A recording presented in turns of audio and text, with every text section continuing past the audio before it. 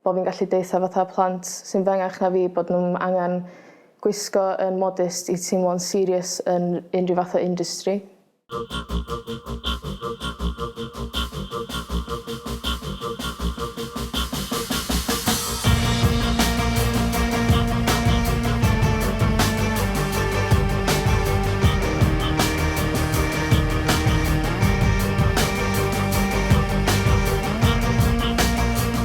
Heledd, dwi'n berlynydd o Ynys Môn.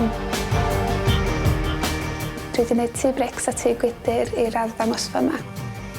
Felly'r syniad sy'n ôl i'r gwaith efo'r thema mae byd cyfartal yn byd hapus. Dwi wedi mynd bach yn symbolic. Mae un tŷ'r tŷ gwydr, mae'r planhigion tu fewn efo fwy o gyflan na rei yn y tŷ brics, felly mae'n haws iddyn nhw gael yr haul, gyda nhw jawns gwell o roesi mewn bywyd. Felly mae'r planhigion yn y tŷ brics yn cael amser bach cletach.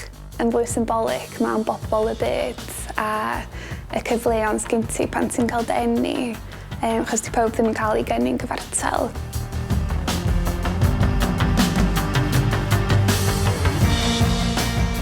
Enw fi di Josie Jones, dwi o Llangefni a dwi'n myfyrwyr yn Prifysgol Bangor yn gwneud celf. Blwyddyn dwytha nes i ddechrau gwneud gwaith ar placards i fynd i marches a nes i ddechrau gwneud nhw'n Cymraeg cos obviously does am llawer o gwaith fel yna mewn y iaith Gymraeg a nes i ddechrau gwneud hynna a wan dwi dechrau gwneud bach mwy o prints.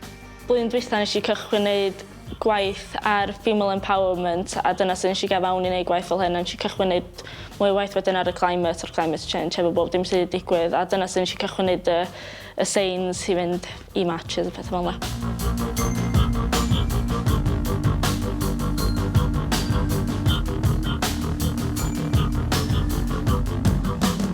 Enw fi ydi Stephanie Owen.